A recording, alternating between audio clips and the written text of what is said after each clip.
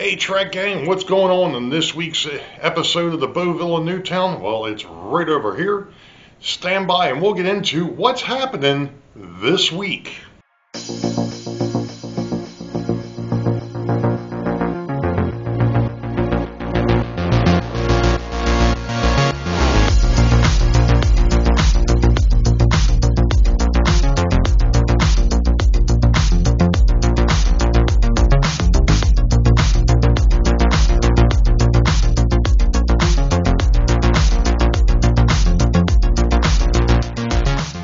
Well, hello Track Gang, and welcome to episode 27 for 2023 on the Boeville in Newtown. It happens to be July the 23rd, and, well, tonight is Sidetrack Sunday, but I just got back from vacation, and actually episode 26 was recorded before I left, obviously, and then I went ahead and had it go up. There was a mistake in the very beginning. That only so far Rick Bailey caught on to, and that is the fact that I had him as being the second week in August, and that is wrong. That is Missy J's spot now. So I have got to, I can't go back and fix it because it's already out there, and that would require going back in and redoing it, and I'm not worried about that. But anyway, one thing that did come up, apparently I've confused the living crap out of people, which I do a pretty good job of that anyway. So, with how the new system is going to work. So I'm going to try to explain it, and then I'm going to hopefully show at least maybe the first couple of runs. Basically what it boils down to now, and I'm going to take a step back. The original schedule had 24 movements. There was 12, if you want to look at it, the trains that were on the north side for the most part that were headed south were on the first. Alright, let me rephrase all of this because it's going to get confusing no matter what I do here. Trains that were on the north side on the first 12 movements end up south and vice versa. And what happens is on the second 12 movements of that old schedule, they reversed and went back to where they started from. With the 14 movement schedule that I have now, it's the same thing. The only difference is there's now 2 extra trains. Actually, in this case, there's 4 extra trains. Because even though it's 14 movements, you're now talking 28 trains. There's a lot of traffic. I get that. This is supposed to be a bridge route. It's a lot of traffic for a bridge route. I understand. And one of the things that was also mentioned is that why do you want to do it that way? Why are you doing it the way that you're doing it? When you have the 200 plus pieces of rolling stock that I have, the 80 plus locomotives that I have, the now, I forgot how many, I think it's like 14 passenger trains total. I've still got the stuff listed over here. Yeah, it's 14 total passenger trains. And then you've got all the freight trains. I want to be able to utilize everything. I want it to transverse this layout from one end to the other and use everything that I have. That presents obviously a big issue if you aren't paying attention to what's going on. And since I'm still very much old school, pencil, paper, whatever you want to call it, yeah, I dabbled with JMRI at one point. I gave up on it because it wasn't working for me.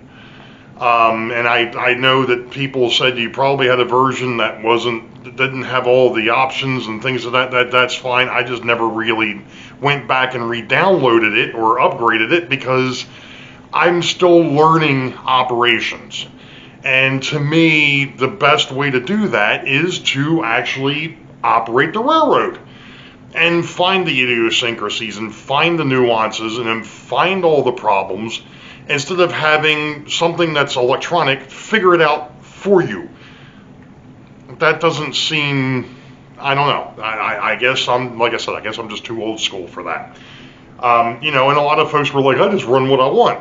Again, I agree. I kind of run the same thing. I do the same type of thing here. I just want to, I've got it. If it's sitting in a box and nobody sees it, what good's it doing? Now, granted, we'll take another step back here a second. Granted, I've got my collectible sets in the back, the 1776s, I call them collectible. The Super Bowl Express, the Fastball Express, my Dale Earnhardt train, which only has one passenger car to it, but regardless. Those things, I don't run them all the time. They do stay in boxes, way up off the floor and away from any type of plumbing. But those are a little bit different. I'm talking about the common everyday Atherons and Bachmans and Lifelikes and Atlas and, you know, Varney and so on and so forth that I've got. The normal everyday run-of-the-mill stuff. And some of the duplicates, because there are some duplicates for the 1776 that do run on this railroad. Because of the fact that they're duplicate. I've got a full set back here. What's the point in having duplicates sitting back there too? It doesn't make much sense. So I use those as well. So that's the whole purpose behind what I'm doing and why I'm doing it. Again, it's my railroad. I'll do what I want. Again, like I said though, I just want to be able to use and utilize everything that I've got. If it's running, let's run it. If it's not running, let's put it in the box and get it fixed so we can get it back out here. So that's kind of that. So let's go into the back to the hidden yards, and we'll discuss what's back there, and I'll talk some more about what's going on. Okay, Track Gang. Of course, I got back here and I realized that I really hadn't gotten everything set up. And one, two, I'm so used to running a passenger train first, that's not how the new schedule plays out. So I had to rearrange a few things to get this to work the way it's supposed to now. The new schedule that I'm running states that the first trains out are the chemical train going north and the coal drag headed south. The coal drag leaves Harrisburg, goes across the railroad and ends up in Richmond, and then actually goes to a power plant which is not modeled. And then of course the chemical train, which has got a whole bunch of different tank cars on it, that goes up to Harrisburg and gets distributed wherever it's got to go. Now, I've discussed this before, and I'm going to show it again. One of the things, that's interesting, I don't know what that's all of. One of the things that's interesting is that with the passenger train, a 5-car passenger train sitting here, which is the Pennsylvania, this is the Foltz Valley Express, the southbound one, and now it is an actual express train because it's just going to go from Harrisburg to Richmond. There is not enough room for the coal train to sit. Now, theoretically, and looking at this, I probably could move the coal trains to outbound track 1 and 2, and then put the passenger train on 3 and 4. I could do that. I'm so used to having the passenger trains sit on outbound 1 in either yard. That's where they belong. They are always on outbound 1, which means the freight trains take outbound 2, 3, and 4. Normally. The case with this is because of the fact that the Harrisburg tracks are a little shorter than the Richmond tracks, the locomotives for the passenger train can't sit with the passenger train. It's actually sitting here on outbound 4, which is the reason why the freight locomotive is sitting here outside of where it should be sitting. Because if I tried to put it where it belongs, then the Pennsylvania AB set, FP7A, FP7AB set is going to want to move at the same time, which is not what we want. We only want one train leaving at a time here. So with that, we are now set for the first runs. Now, because of the fact that I'm doing this by myself, and I'm going to do something I shouldn't, I'm going to zoom this back out a second, a little bit. This is the first train to leave. This says, literally says Train 1 STF. Train 1 STF, if you wanted to know what it was, you take the card out, the train card out, and there you go. That's what it is. It happens to be the southbound coal drag. So this is train number 1. Now, if I had multiple operators, train 1 and train 2 would leave at the same time. Because of the fact that the railroad hasn't been running a bit, number 1, and number 2, I'm solo still, I'm only going to run one train at a time. So we'll run number 1 south, and then we'll run number 2 north, and I mentioned this in the last video. If you noticed, that's blue. So red is south, blue is north. And this one here tells you what it actually does. This is northbound. This one here is the chemical train from Richmond Yard to Harrisburg Yard. And one of these days I'll make these train pockets bigger to where they'll actually hold all the car cards, because right now they don't. I've got to make them, I've got to expand them again. So what this is now, these train pockets hold all the car cards for that particular train. This one here happens to be, again, the coal drag. So all of the coal cars and the caboose and the locomotive card are in here too. So the locomotive card, I'll take those out. The locomotive card and the caboose card are the last two things in here.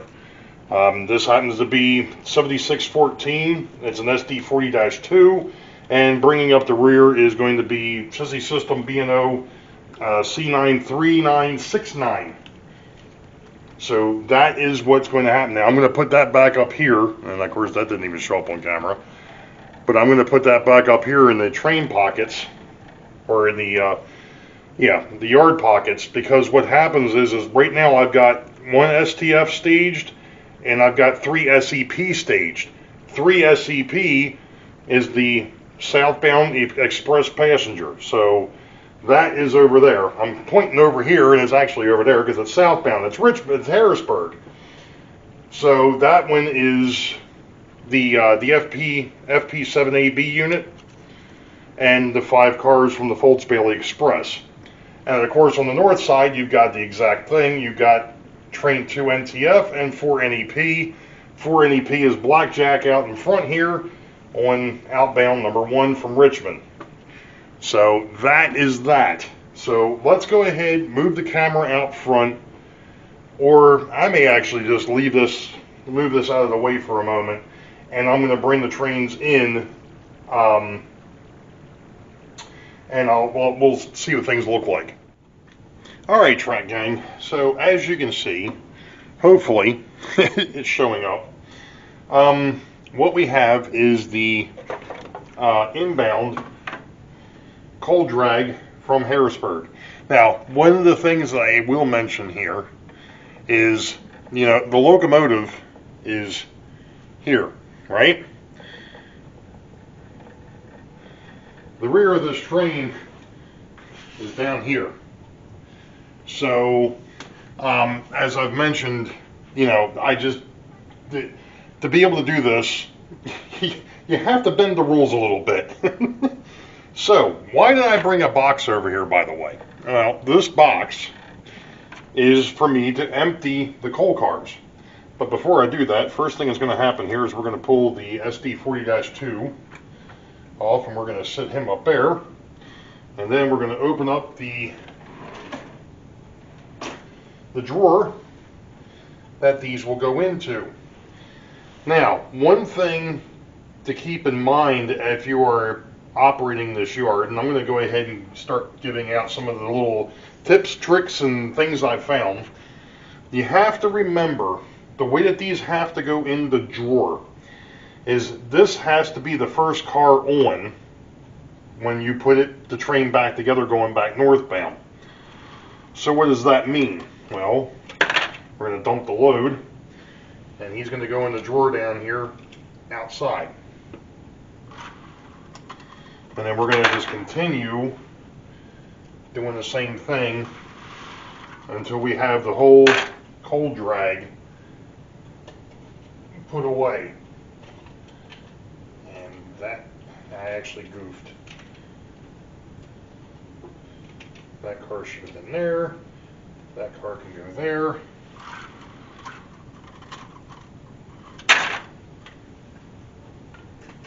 Now eventually I am going to fix these coal loads. I'm going to make some new ones that will be, I guess for lack of a better term, a little bit more universal.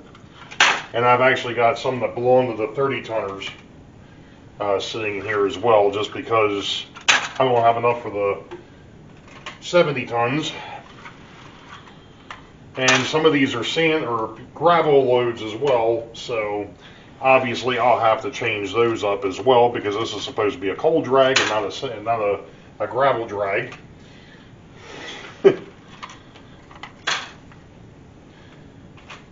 Now what's going to happen here, and I'm sure I mentioned this long ago, but when the Richmond operator or yard master gets done, and I'm going to have to remember when I go to pull these back out that I did goof twice, because that'll have to be the last cart. Anyway, alright, so now they're away. The caboose goes up here, and what happens is since I'm the Richmond operator, I'm going to turn around and hand this over to the Harrisburg operator, who's not there. And what he's going to do is he's going to take the coal loads and he's going to put them underneath the layout, and that way they'll be ready for the next southbound coal drag. Now we take the car cards, the train cards, the whole 9 yards here. The train card pocket goes up top, and then we take the train card and we flip it over, and it now says 30 MTF. Well, that would be a northbound train, and that has to go to the rear, and that probably didn't even show up on camera. So what I did is I just took 30 M, which when I came in, it was train number 1 south. Now it's going to become train number 30 going north. So that goes into the northbound train pocket or train card holder for that particular outbound. The car cards, since these are through freights, and since this was a unit train, making sure that I pull the locomotive card and the locomotive card and the caboose card out of the pack. This is all of the coal cars, and there is a slot down here specifically for the unit trains. Since the tank car train is not down here, it's now on the northbound side, or it's now up at Harrisburg. This spot's open. The coal cars go there. Now, what happens next, I'm hoping, yep, okay. The train card or the locomotive card goes back with the locomotive, and it can be on the front or the back or in between, doesn't matter, as long as it's next to it. The caboose card goes to the rear of the caboose card holder here on the through freight side. And I haven't marked these yet, and I still need to do that. That's coming. Okay, so I don't know how close I can get. Oops. If but we're going to swing down here as far as I can go, and I think that's going to basically do it. Now, same thing with the coal drag. The locomotive is way up here for the tank train, and the caboose, well, the caboose is right there. So these two trains are very long, obviously. They are the longest trains on the layout. Now, basically, the same thing that happened with the coal drag is going to happen with this. We're going to pull the locomotive off first. We'll set him up here on the shelf. And then, this one here has to go in the drawer backwards, because the Jack Frost car will be the last car out. So he goes the furthest away. This one here is a little bit easier to figure out because it actually goes in the correct, I wouldn't say the correct order, but it goes in the order that they come off. So that way when the tank train comes back around, like I said, these cars, the Jack Frost sugarcane car will be the last car onto the layout. Now, one of the things that you might be asking yourself, well, gee, Ray, you put together car cards for these, but it's a unit train, so you know which ones are there all the time. Well, this is true. In fact, I don't even bother looking at the car cards for these, because these are the ones that belong there. Same thing with the coal cars, or the hopper cars. That's the advantage to having unit trains. Now, if you remember when after I first built this and I started doing theoretical operation on this, and I say theoretical because in its infancy, what I was doing was running nothing but unit trains. So you had the tank cars running on a train. You had the stock cars running on a train. You had flat cars running on a train. In fact, the flat cars ran on a couple different trains because I've got a lot of flat cars. So same thing on the other side. We put the caboose up there, and then we grab our train pocket, and that one there will go there. This is all of the tank cars. And when you know, there's an open spot down here that says unit trains, and it says H or T, which is hoppers or tanks. You're welcome. Boom, boom. Same thing as we did on the Richmond side. There is a caboose card holder up here. The Reading caboose goes to the rear. The locomotive card goes with the locomotive and the caboose. And now the train card, which came in as 2 NTF, which is 2 north through freight, now gets rotated. It becomes 29 south. So what happens? He goes to the back of the list, and that will be our next. But that one there will be, when we get to it, will be the next time the tank cars take the layout. Now, since we're standing over here in front of the train cards and the train card pockets, looking at this, again, I don't even have to look at the schedule. I can look at this and go, well, gee, my next train out is 6 NTF for the Richmond yard, and that one happens to be a mixed freight from Richmond yard to Harrisburg yard, 10 to 15 cars. So what will happen is once I get scooted back over in that direction, I'll have to find out what the next through caboose is, so I know which locomotives to pull from. Now, on the south end, the next train is a southbound through mixed freight from Harrisburg to Richmond, and this one here says 10 to 15 cars. Now, as we've discussed, I am not running waybills on the mixed freights because of the fact that Some of the stuff that ends up on those through freights may end up being on a local freight at some point. That would really mess things up. So I'm not doing way bills for the through freights yet. That may change.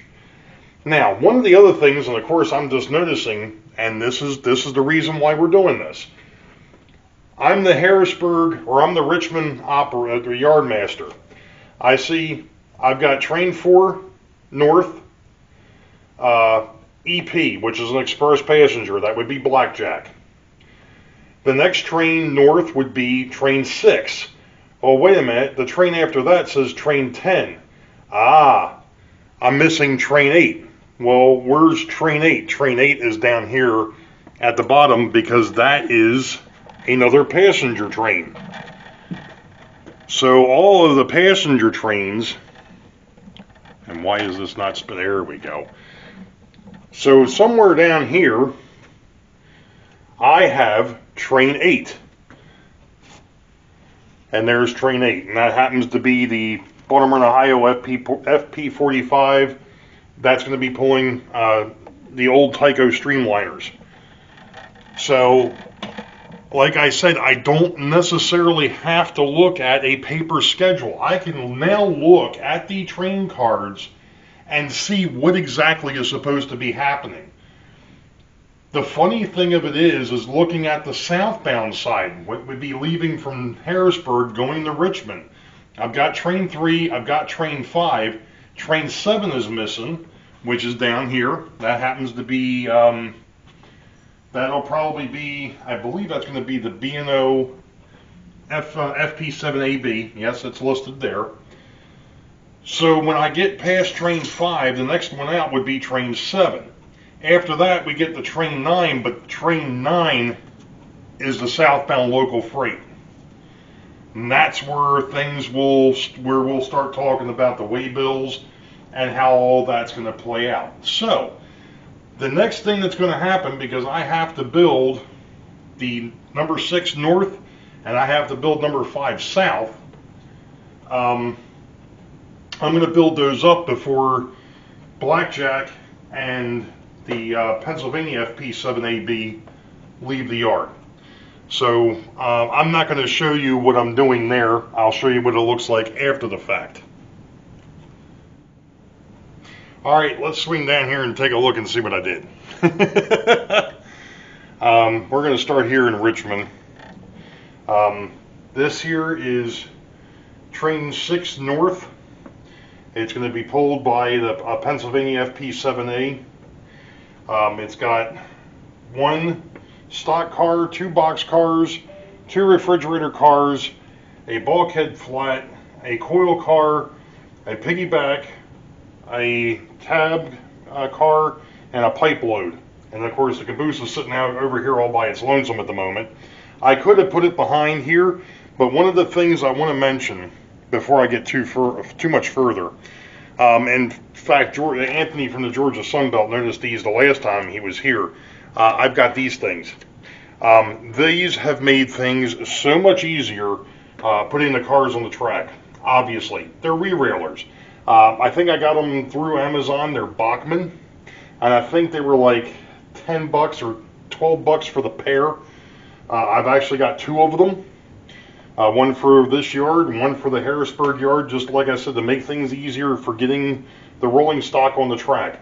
I will say that the longer cars are a little bit more of a problem.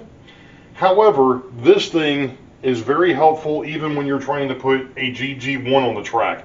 You can kind of hold the back end and be able to slide it down that ramp and be able to get it onto the track with little to no effort. Like I said, it's extremely, extremely helpful. So now what happens is, starting at the last car, I just start picking up the car cards, and we'll put these into the train 6 north, so they're ready to go. So when that train comes up, it's ready to leave.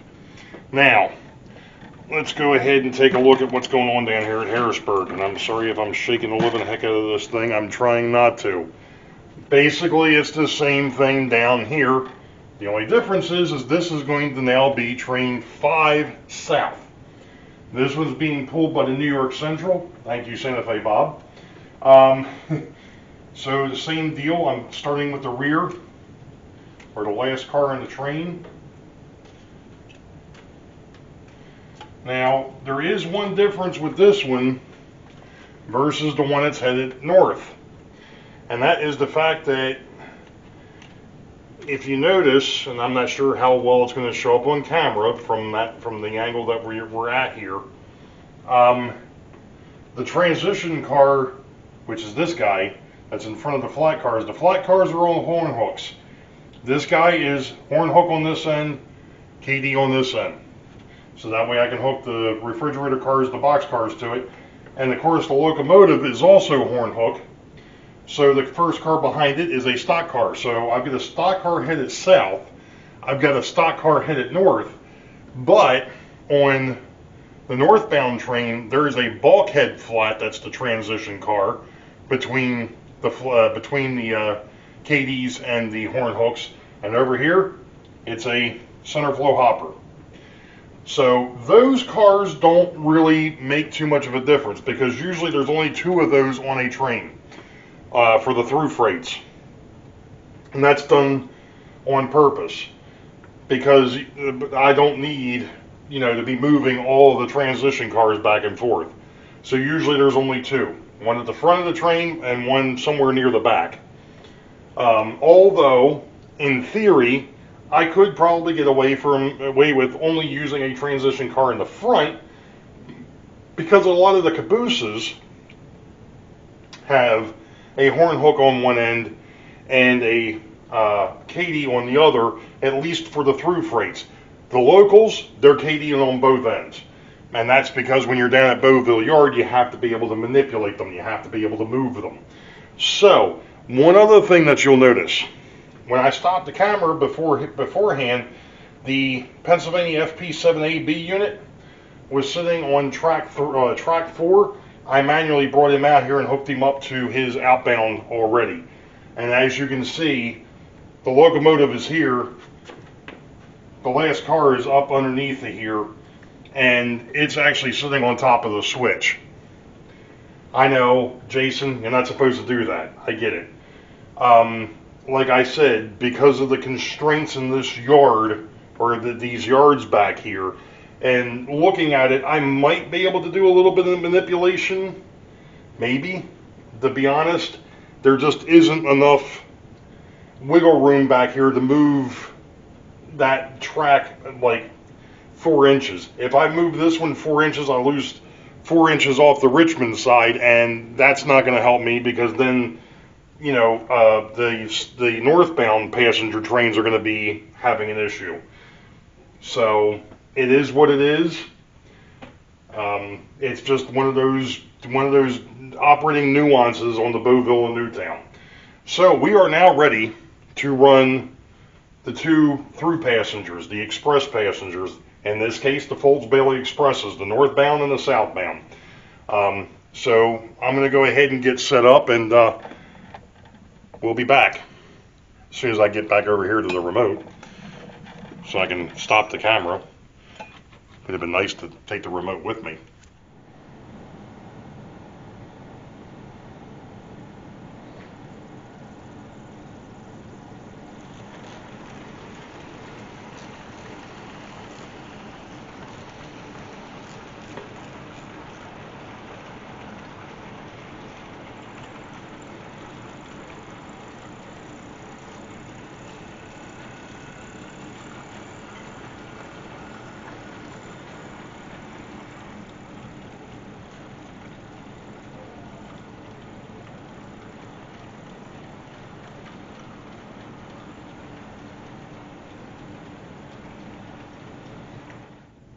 Alright, Truck Gang, I wasn't going to do this, but I figured I'd better because I noticed something last night that is another one of those little idiosyncrasies.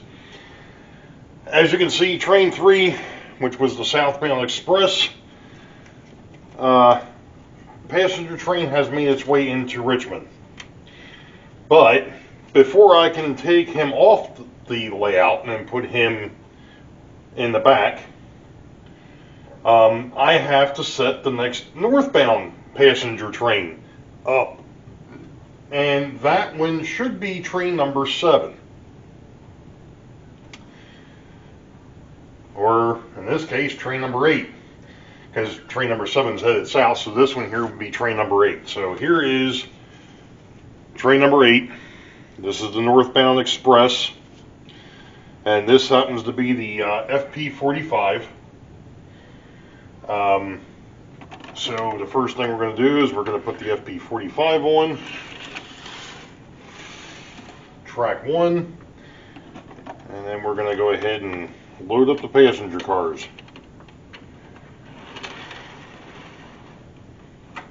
And get him ready to go outbound. Although he will not be the next train on the main. Because the next train on the main is actually train number 6, which happens to be the northbound through freight. So we now have that out of the way. I can put that back in the back. And then I can take this train and have it occupy the space. I'm just trying to figure out how I want to do this.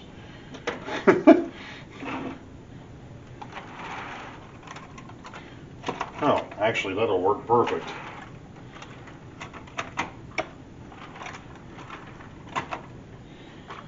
Because now with all these extra, or with the extra passenger trains, I have to create room.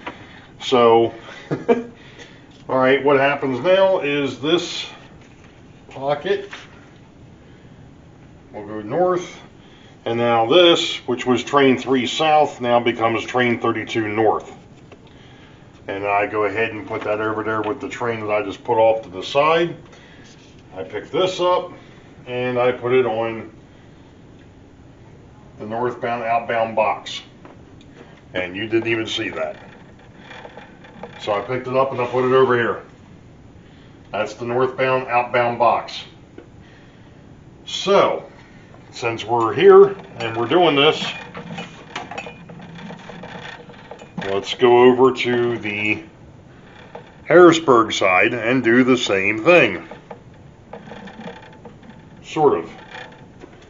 Alright, so I've already got that set, so now the next thing I need to do is I'm looking for train 7. Train 7 south. Oh, there it is. Alright. What I'm going to do, well actually I'm not going to do anything with that yet. Alright, so train 7 happens to be the heavyweight cars.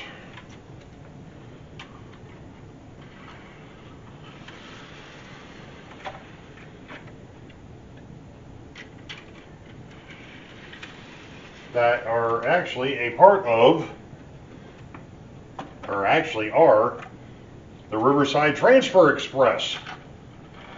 Because these were the cars that Heath found for me at the one train show. So this is the Riverside Transfer Express.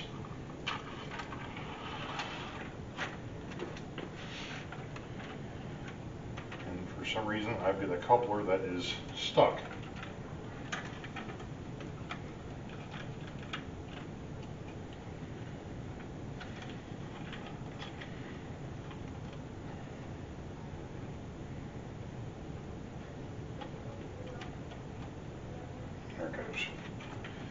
That's better.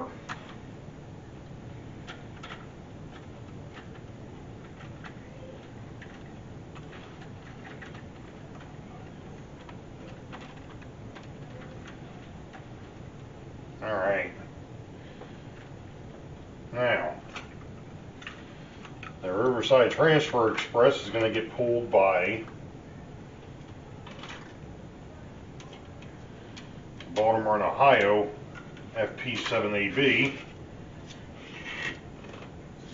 But of course, as we've discussed before, I don't have room to be able to put the A unit. I've only got room for the B unit. So now I have to move Blackjack off of here. So we're going to go ahead and grab him up. Stick him over here. And then we're going to put the Pennsylvania passenger cars. And very much, or very similar to what I did with the coal train and the tank train, these are going to be going on, or going in the reverse order, so that way when I go to put them on the track to go outbound, they'll be in the correct order. So train number 7 is going to be the one going out. This was train number 4 headed in. It is now going to be train 31 when it goes back out. And one of these days I'm actually going to figure out a better way of storing the passenger cars. Alright, so this is train 7 south. That's the Baltimore, Ohio. That is the Riverside Transfer Express. And now that is set up here. So now we've got train 6, or train 5, train 6, train 7, train 8, and then of course the rest of the cards are, or the train cards are sitting up there ready for their other trains to go out. So far I'm really liking this, because like I said, I don't even have to look at the schedule anymore because with the way that this is set up, you know, with everything, all the information being on the train cards, you know, I don't have to sit there and look to see exactly what it is that I need to do. So there are a couple of things that I do know I need to fix. One thing is these boxes, the train card boxes. I do need to make some modifications to these, namely put some tags on the front as to what's supposed to be there. That's one thing. I need to fix the caboose boxes, same thing. And one of the things that I did do, because I couldn't, I haven't had a chance to go up into the garage and cut up more of these boxes that I've made. I found some of my old car card boxes. I'm actually using this to hold the waybills for the locals. So that's the southbound local, and I'll get a box over on the southbound side for the northbound local. So that's basically it. That takes care of what the first 4 trains on the layout. So the next 2 that go out are, obviously, we've got 2 through freights. We've got a north and south through freight, and then we've got 2 more express passenger trains. Like I said, the Riverside Transfer Express, and then I've got the other train that I've had for a while. That one there is not named currently. And then of course there is another Riverside Transfer Express that's sitting over here, but he's train 24 headed out, going northbound. So I don't know why I did it like that. In actuality, you know what? I did screw this up. Looking at this now, the 2 heavyweights, the 2 Baltimore and Ohio heavyweights should have gone out at the same time. That's kind of odd. Yeah, the 2 heavyweights should have gone out together, and then the 2 streamliners should have gone out together. So I've got to flip that. I got to make a change. The only thing I got to do though is I've got to take the locomotive pocket, or the locomotive card, and the car card, passenger car cards, out and just flip them with the other one that's down here. So let's go ahead and fix this. I got to figure out how I'm going to fix it, because I'm kind of out of room here. a good thing I don't have too many, or I don't have any other trains running at the moment. Alright, so train 24 stays, but this makes more sense. So we'll have two sets of FP7s on the layout at the same time.